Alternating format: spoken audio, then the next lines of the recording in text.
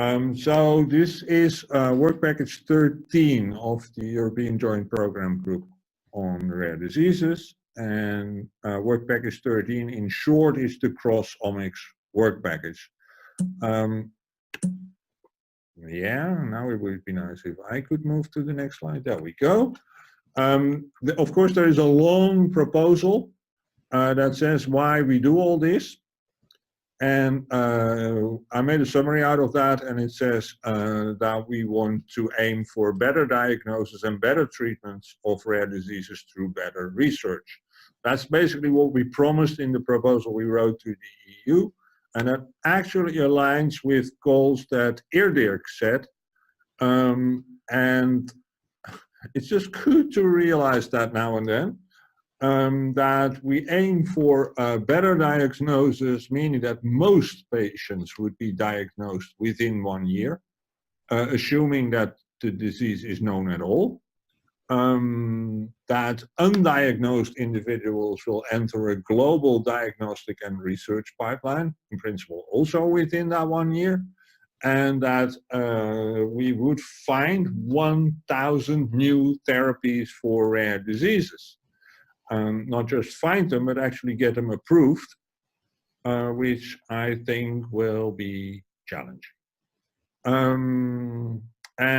But that is not so much our work. Methodology should be developed to see how effective all that stuff is.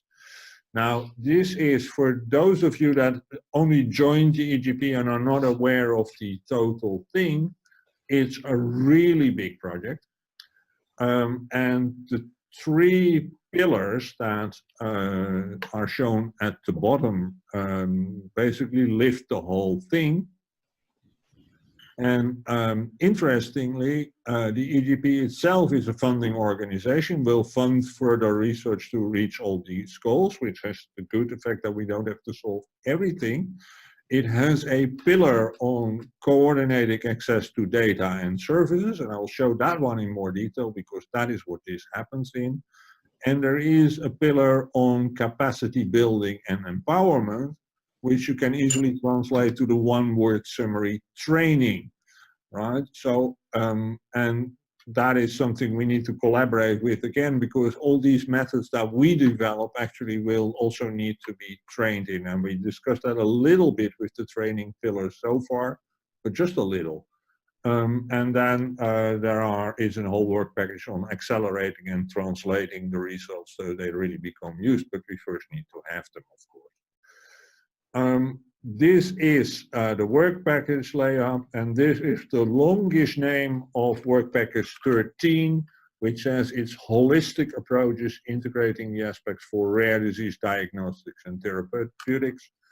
Since everybody's going to abbreviate that as work package 13, I prefer to talk about the work package cross omics, since then I really know what it is. That's also really useful for all of you that are in different projects that all have work package, well, at least 4, 5, 6, and 7, and so. Maybe 13 would make us unique already. Anyway, let's be clear about that. This is pillar 2. And pillar 2 has us as one of these work packages, and I will go on to that, but working upwards, there's also work package 12, which is led by Marco, who is also in our work package, that will work on data fairness. So basically organizing the data in such a way that we can use it, but of course that means that there needs to be a lot of interaction between the two. And there is a common virtual platform developed in work package 11 that of course basically will contain all the tools and approaches and services and other things that we use in work package 12 and 13. Right, so these 3 work packages really closely interlink, and that also means that in our regular meetings, at least the work package leads of the 2 other work packages are always invited, and I will try to join not just the general pillar meetings, but also these for work package 11 and 12, and give you some feedback when things are happening there. This is my own picture on what integrative systems biology, including cross-omics approaches, really look like. And the typical thing there is, if you go from, well, I could bring up a mouse, I'm not sure you see that. If you go from left to right, then in the center, there is what people typically do with their own data, right? They get their own study data, describe that, process that, do statistics, store it, but also the processing leads to normalizing data, filtering out outliers, doing statistical analysis, and so on. Now, in modern studies, you typically want to combine that with other people's data, which is on the left-hand side, and which you typically find in things like the Elixir core data resources, at least typically, ideally find in things like the Elixir core data resources and in like EGA and such. Unfortunately, some of that might actually be in spreadsheets on the desktops of specialists involved in rare diseases, which is why this whole verification process is so important. And we try to capture all that stuff in the same way and then integrate it again, but we typically integrate it with what we already know, right? And then one of the core approaches there, which I will address in more detail today, is a pathway approach where you say, let's describe what we know about the relevant biological processes, not just in the form of, say, a gene ontology, but let's actually create pathways that describe those biological processes so we get data models that can then be used to integrate the data from both your own studies and other people's studies into again.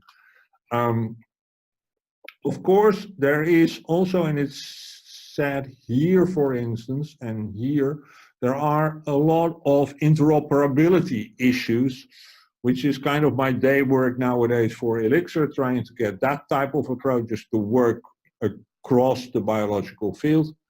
And that is really important because other people's data will always be organized in another way than yours and so on, right?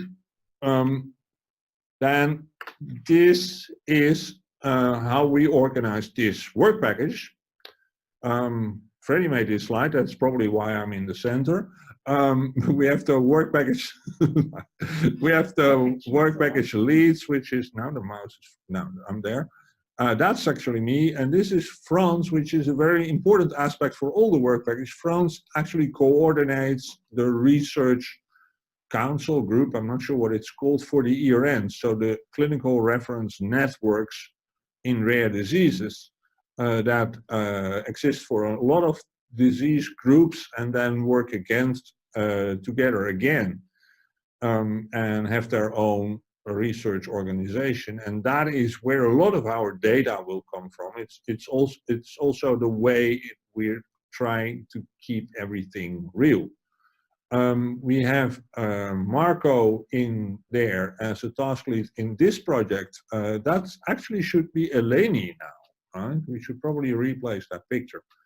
Sorry, Eleni, you're as a subtask lead for the gene variants, and then Anais and Alberto for the more network-based approaches in lifestyle factors, especially nutritional factors in the network and toxicological factors affecting them.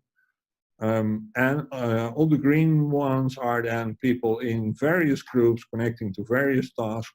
Peter Brom is at the top left here because he's actually a task lead for the proof of principle studies that we will do based on all of this. Forgive me if I use the wrong words there. We have so many projects about use cases, proof of principle studies, and so on that I lose track. But basically showing that all this stuff really works. This is our objectives. I will go through them briefly because they translate into tasks, and I actually want to drive this talk from the tasks. What we said is we want to create a portal with rare disease pathways and use that to evaluate rare disease data.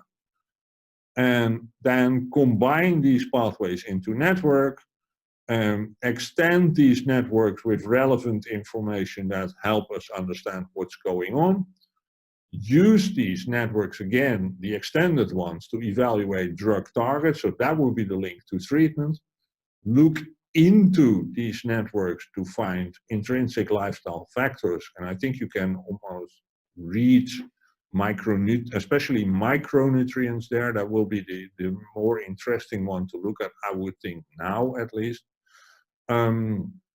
Look at toxicological factors using these same networks, again extending them in the same way we do for drugs, like what targets are in that network that we can use in toxicology. But also look at, and I will come to that in somewhat more detail, look at overlap with known networks relevant for toxicology, the so-called adverse outcome pathways. And then in the end, we need to make all that stuff into workflows that people can actually use and make both the elements of these workflows and the total workflows available.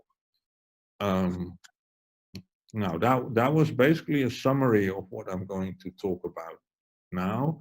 This, I put this slide in now for you to basically review the slides easier later. This is the specific tasks that are then linked to that objective that I just mentioned. And the tasks will, if I did it all correctly, every time I move to a new task, the task name will show up on the top left of the next slide. So this is the first slide. I'm not sure I can get rid of this. No. Do you also see that? No? We don't see that. Ah, wonderful. That's better.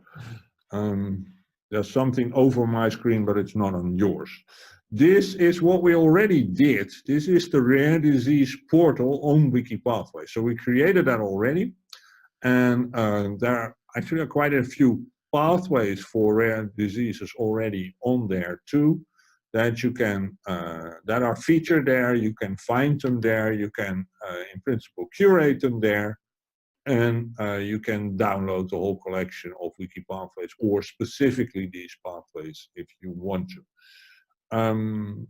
This is an example of a pathway that Freddie created just to show how that works in practice. This is the red disease pathway, where we know red is a single gene caused disease, so it's variants in the MECP2 gene, but that MECP2 gene actually has a lot of functions because it's directly involved in epigenetic processes binding to GC areas and combining with other stuff, where you get interaction between MECP2 and histone deacetylases, for instance. Right, so this indicates a little bit how that process works. Actually, this is not the best example of a pathway, since a lot of these things are still organized in groups. But this basically is what we know. There is also this interesting pop-up here that says if you now click any of the genes in this pathway, you get a pop-up. You can get a pop-up like this, meaning it's connected to all kinds of information from different databases, which is something we actually get from Ensemble, and makes it easy for you to browse a pathway and link out to different resources that give you further information. And this was actually published, but let's move on. This is then just showing quickly that we have a lot of pathways already available for rare diseases on the rare disease portal. This is an interesting development I wanted to mention to you also, because there might be more people interested in that. It turns out there actually is a book describing metabolic diseases, and metabolic diseases especially are typically really described as metabolic pathways being affected and how that how that occurs. This is the type of book that, or not even the type, this is the book that I now understand almost every expert in metabolic rare diseases has on his desktop, like the physical one. And it contains a lot of metabolic pathways. We already started creating wiki pathways, so machine readable versions of these pathways on wiki pathways before, but now we see a development where we collaborate with Nenad Blau and a number of people already involved in writing the different chapters to be involved in writing the next version of this book that would then ideally contain the same pathways that we have on wiki pathways in the paper version, and link from the book to the machine readable version so people can actually use that for exploration and data analysis. And I think that will increase, at least in this field, the impact of what we do quite a bit. This is just to show how that then really works. This is not a rare disease pathway. This is a very common pathway describing the synthesis of cholesterol, which is here. This is the formation of cholesterol, and this is different processes where it's being used.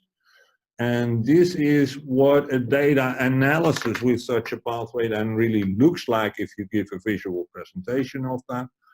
And you see how useful that is, right? Because you see now that upregulation of a number of genes and downregulation of a number of other genes, as you would interpret that in a statistical way, actually means upregulation of everything that leads to cholesterol synthesis and downregulation of everything that uses cholesterol. So basically, cells showing this type of regulation are trying to save cholesterol. Right? You also see that you can use a pathway like this to better understand processes. You see that in the top left corner, for instance, where you have this statin interaction with cholesterol synthesis, where people know, oh, wait, I can use statins to lower cholesterol. Yes, this is how it works. This is the synthetic reaction inhibited by those statins. And if you give them, you see this whole path going down and so on. So that's the pathway task, and we're actually going quite well with that, I would say already. Then there is the thing like, okay, but the pathways contain metabolites and genes, but we typically in rare diseases have variants and not genes, so we still need to link the variants to the genes and to their outcome. That's, of course, a field where loads of work have been done in the past. But we have some interesting previously done work in direct connection with this work that I just showed too. We, for instance, created a gene to variant mapping database, again, based on ensemble information. In this case, actually information ensemble has from DB-SNP that shows how SNPs relate to genes, and that can then be used to do pathway analysis of different SNPs on the pathway level, again, by showing the affected genes. And we have some examples of that actually being used. Are we still looking for a reviewer, Freddie, or do we have one? No, we're no longer looking for a reviewer. We should just reply to the comment. So this one, the database is available, the pathways is out. There's actually multiple databases, and we followed the guiding that Ensemble set out there, where they say we actually have different sets of gene variants that vary in size and in meaning. So we have the real coding SNPs on one hand, and the SNPs with unknown meaning somewhere in the genome on the other far end, and a number of sets in between. And these are all available for use and download. But if you look at real rare disease data, you get a lot of questions like, okay, first of all, what about the actual variants? So some of them are SNPs, some of them are insertion or deletion, some of them are copy number variations.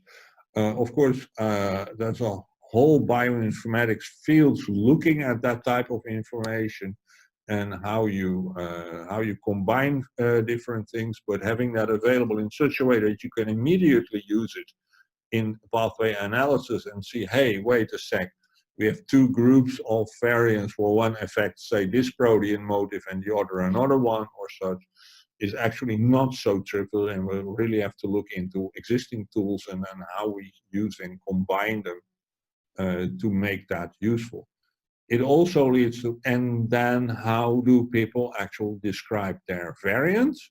That is definitely one of the aspects of verification of work sets that will be very useful. We did some previous work on like, can we describe that in the sense, can we indicate what the reference sequence is and where it's in respect to that reference sequence and what is really changed, and can we all get all of that in a standardized format?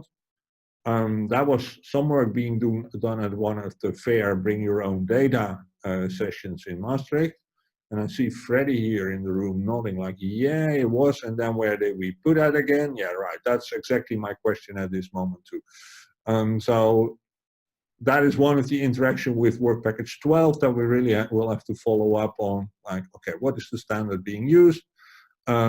Is everybody happy with that? Do we need to extend that? And so on. And of course, the moment I say are multiple standards related to the same gene? Are they related to the same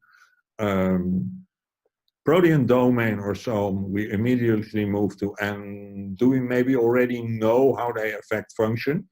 And then things like variant effect predictor, which is one of the EBI tools, and the very well-known tools like Polyfen and SIFT and so all come up, and typically need a lot of work and understanding to see what you're really doing or what using them really means. But again, a lot of things are out there and can be combined in these approaches and should be. Where I'm very happy that one of the first things that happened in Work Package 13 was people working with the variant effector predictor tool saying, hey, that means we need to connect to that task. In the right bottom part of this slide, there is a PhD thesis by one of my PhD students that worked on this connection of both gene variants to pathways and all kinds of predictor tools again towards that. Showing that all that stuff can work in principle. I think we have a lot of theses left, and there's a digital version of that where we can link to the slides. It doesn't mean that there's no work left. It's just showing that it works in principle, where we still have to streamline a lot of that work and repeat it in a lot of cases. This is some work that Freddie is doing again on that, showing like, oh, wait a sec, if I do that kind of variant evaluation using different databases and different tools, then do I actually get overlap between the results? Well, if I ask it carefully like that, then the answer still is yes, but the paper goes more in depth and looked in what is really covered in what resource and how useful is that again, and so on.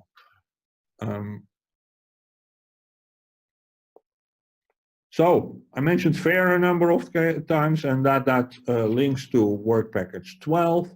I should add that it also links to a number of other projects that some people in this work package are involved in, like the FAIR Plus project, where we verify data for FPR pharmacological companies in an IMI project.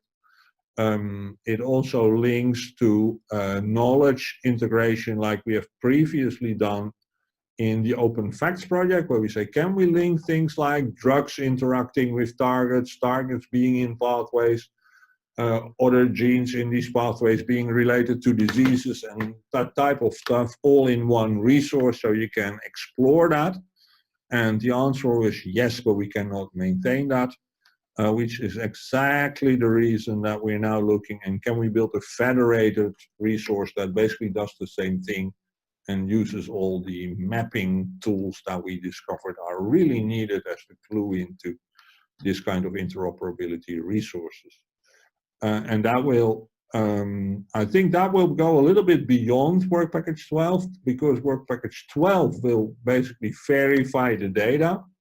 And to glue that verified data together again, you need all these mapping tools like ontology mapping, database identifier mapping, maybe chemical structure mapping, and so on.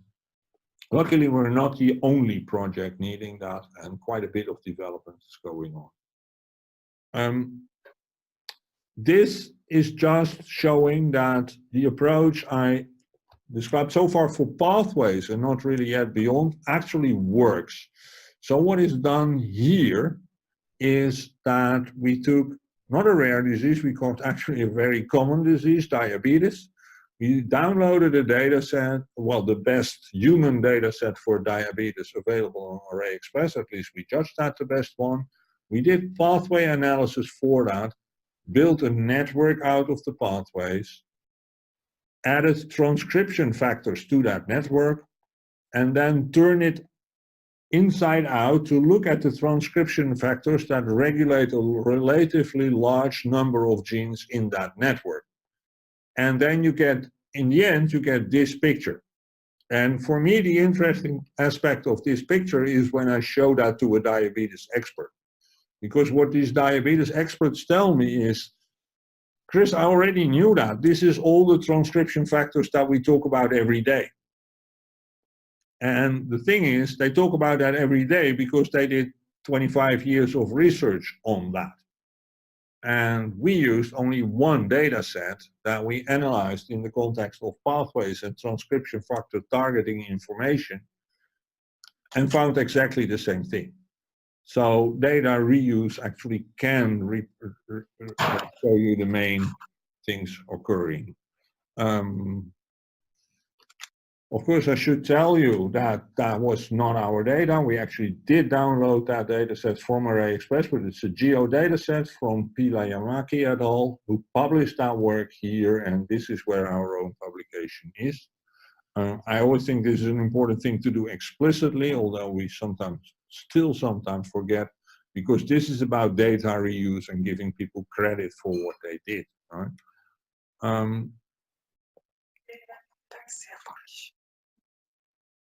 Did somebody ask a question? Because then I didn't hear it.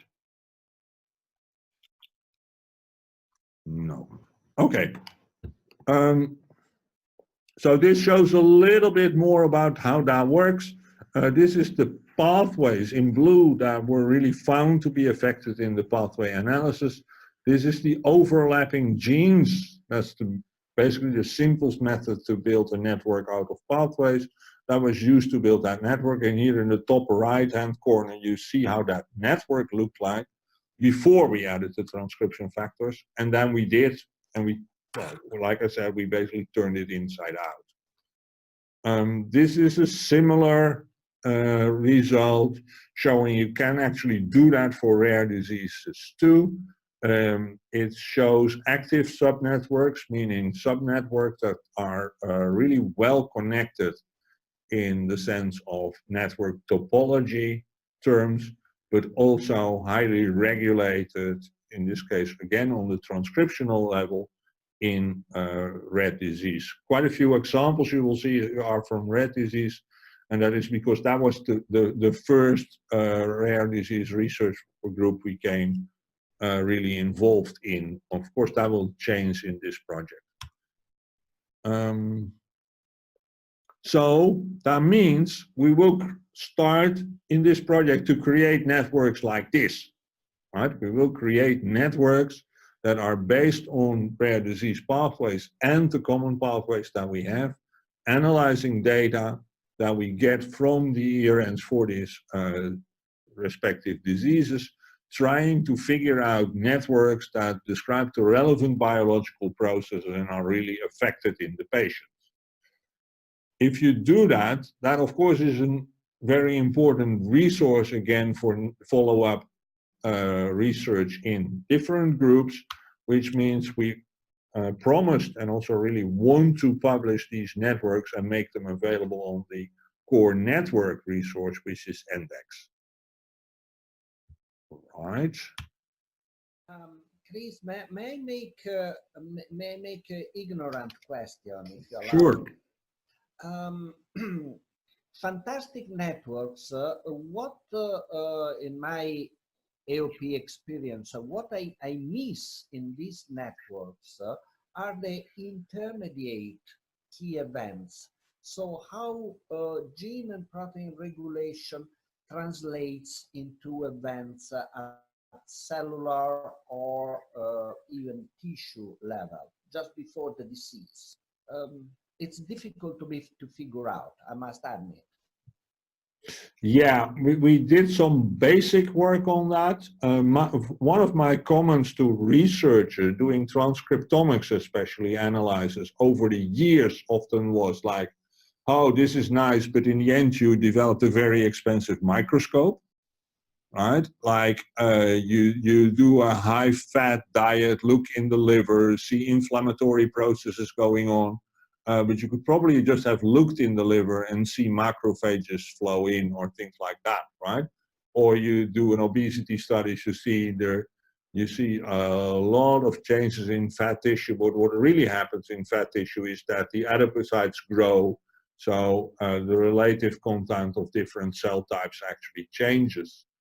We have done in the Maastricht Systems Biology Center quite some work on, can you actually figure that out? So can you see how tissue changes affect or are represented in the data that you have? And of course that becomes more interesting now, because basically that means that you would now be using one data type to analyze two different aspects of what's happening, like the tissue makeup and the change of biological processes in the individual cells.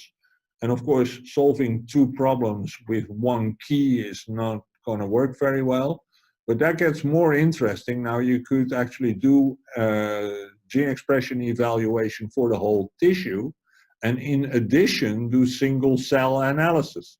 So you would actually know what happens in the adipocyte, and you would also know what happens in the overall tissue, and are able to combine that.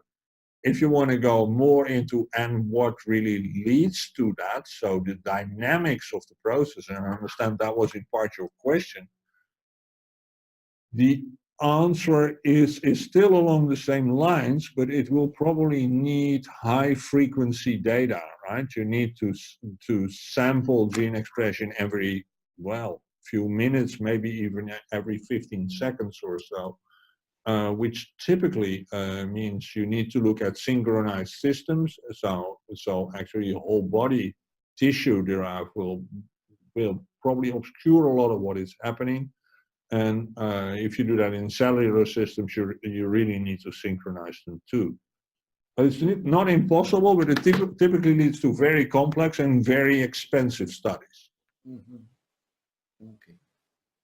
No, what just but you capture what was my question anyway. Thank you. So let me briefly, this was to rephrase anyway. So what we have is a transcriptomics database and a pathway database. If we start with pathway analysis and we look for differentially expressed genes and then find differentially expressed pathways that lead to a ranked list of pathways that we can actually look at, and we can visualize these outcomes, right? And then see what it really means. This is just one more example to show you something about the network extensions. So we did something like that actually in prostate cancer cells, again redoing an existing study that I should have referenced, and that were treated with vitamin D. And when we did that, we saw 8 general cell cycle related pathways and 7 cancer related pathways. And when we looked to that in somewhat more detail, this is the pathways that show up. And if you then click these pathways and look them up, you will see that, first of all, that these cancer pathways and these cell cycle pathways to a large extent describe the same biological processes. which was a reason for us to work just with the left-hand side. And then you get networks like this, which looks a little bit like the network I showed before for red line. On the left-hand side, you see the same network as on the right. The left-hand side just colors the network based on the included pathways, and the right-hand side shows the actual data of this prostate cancer cell cycle after vitamin D treatment. And the only thing I want you to remember from this right-hand slide is that that is actually not that many regulated genes, right? And then we took that network and now we extended it with microRNAs. And of course, those automatic extensions are going to be really important in this project too. When we did that, and again looked at microRNAs that affect a relatively large number of genes in that network, we found a number of them that not only did exactly that, but that actually affected a relatively high number of regulated genes. If you look at the right-hand side, where we have this microRNA 29A, you see that that, well, affects, I think that's about 1/3 or so of the total genes in the network. And more than half of these are actually regulated. Right now, remembering what I just said, only a low number of the genes in the pathway were regulated in the first place. This seems to mean that there is some kind of core functionality for this microRNA in respect to the process that we're looking at. That is also where it stops, because nobody really, at this stage, really understands how vitamin D interaction and microRNAs are really related. After all, vitamin D is expected to bind with the vitamin D receptor and then work as a transcription factor. The only thing we did follow up on is like, okay, and these microRNA producing genes, do they have VDR binding sites? Yes, they do. So in that sense, a possible mechanism is there, but that's about as far as this brings us. I'm just going to move on. That leads to, if you listen to what I said before, we actually have workflows here that could in principle be automated, right? We have the microRNA and messenger RNA expression levels. We do pathway analysis, we do network building, we do network extension, and then we do an evaluation step that it depends on the exact questions we're asking. That means we could actually develop workflows, which in the end of all this work, which is of course what was very down in the end of the task list. A core tool that I want to mention to it is, in respect to this, is our biological network extension tool, Site Target Linker, which is a Cytoscape plugin, app is what these things are called nowadays, and it allows you to use link sets between all kinds of things, and I'll show you this kind of things, right? Things like microRNA targeting databases, adding the microRNAs like I just showed you for vitamin D. Things like Campbell and Drug Bank that show the effect of drugs. We actually should have transcription factor databases too, but I don't see them in this list anymore. That's weird. Needs to be updated. Ah, needs to be updated. Okay, so that needs to be, but we definitely have these too, and actually use these in the diabetes analysis that I showed you. And we actually have a wiki pathways link set too, which allows you, if you start from a gene interaction network that doesn't have pathways, to still figure out which pathways are relevant for that network. So that's a very useful tool we expect, and we also expect that we can either use this tool or a similar approach to get information, not just about drugs, transcription factors, and so on, but also about toxic compounds that have a known target, if that is available from toxicology infrastructure. And the OpenRiskNet project that I mentioned in this rectangle now is one of the projects that tries to organize that and make an API available that gives that. Yeah, that's okay. This then is the other part of the toxicology where we say, hey, wait a sec, in toxicology, we basically do the same thing as I was describing for rare diseases, starting from a high level of understanding of how diseases develop, where the toxicologists develop this adverse outcome pathway principle and say what happens is that these toxic compounds cause some kind of molecular effect that initiates a cascade of effects, which they describe as key effects, finally leading to adverse outcomes. And we actually just discussed in a meeting with Alberto's group, in a meeting just before this, how we can start to look at the overlap between this kind of adverse outcome pathways and the molecular networks that we built from these, and the molecular networks for the rare diseases that I have been describing so far. So this is a little bit describing what we're doing in one of the toxicology projects, where we say, okay, the top description, so the colored rectangle, is basically describe the adverse outcome pathways in general, like they're currently available on things like the AOP wiki at the OECD. And the bottom part then shows basically the same effect, but described as molecular pathways, like we have them on wiki pathways and like we will also use them for the rare diseases.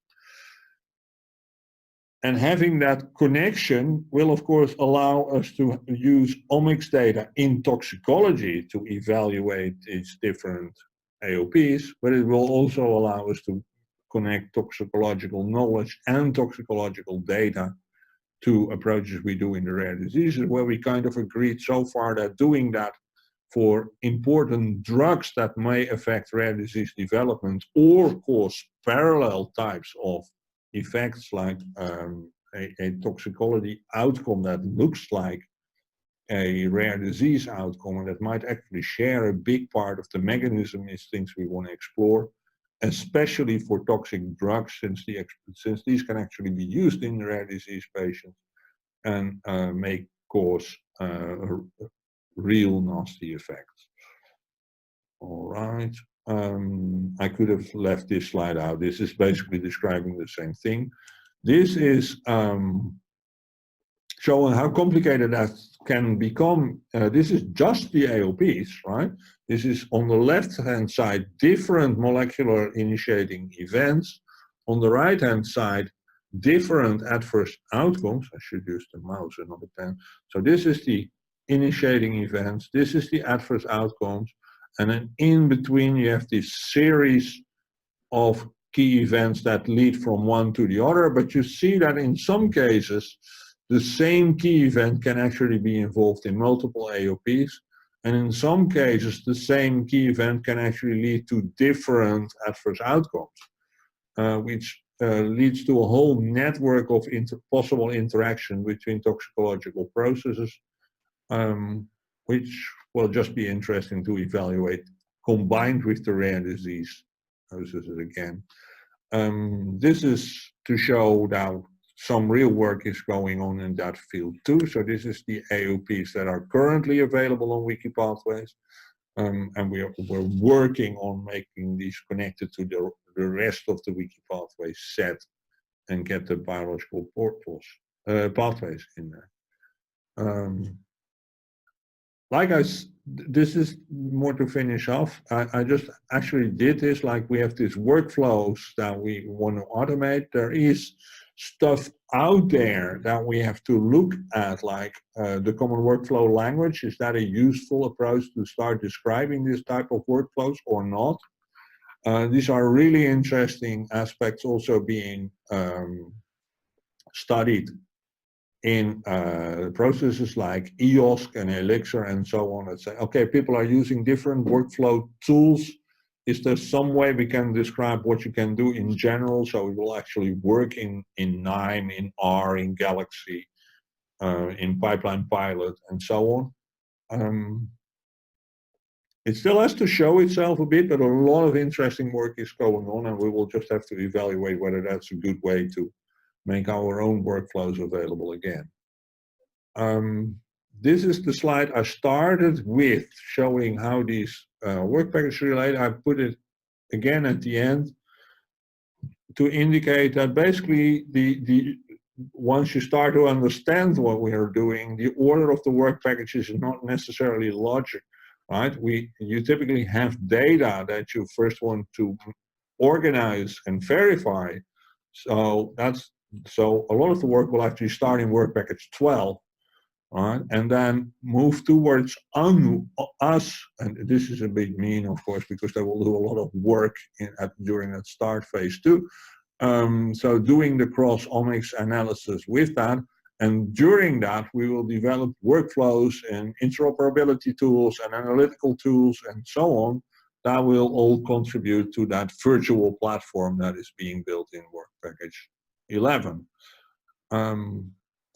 That was all I wanted to show, except that we actually had all these nice pictures for rare disease days, and they ended up in a mosaic, but some of them are just nice. And this is a lot of the people in my own group that, well, this is only the part of my own group that actually wanted to be on the picture, to be honest. And it shows with the red background, Freddie here, who is actually directly involved in this project, and next to him, Marvin, who does a lot of the adverse outcome pathway work that I also mentioned.